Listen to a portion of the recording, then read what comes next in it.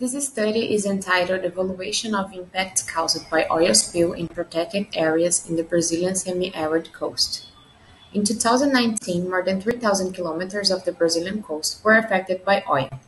Few studies have evaluated in a standardized way the impacts caused to marine biota and the human population that consumes these organisms.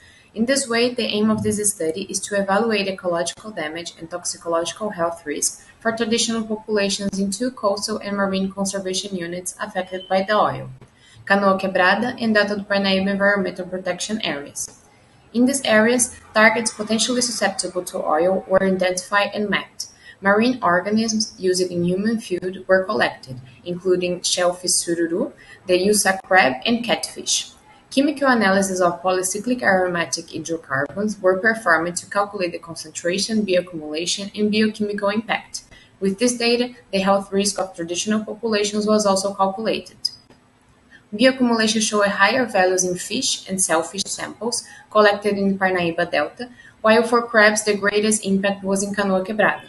Regarding the health risk, crab and fish samples from Canoa Quebrada indicated higher values, while for shellfish the health risk was graded in Parnaíba Delta. The same pattern was found for biomarkers, in which sururus and fish had the graded impact in Delta do Parnaíba, while crabs did not show significant differences.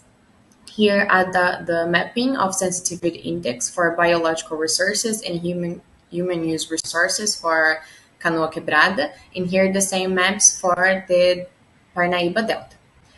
It is expected that this study will provide information to support the elaboration of marine spatial planning, also helping the identification of impacts and the definition of mitigation and recovery measures for the impacts caused by oil. Thank you.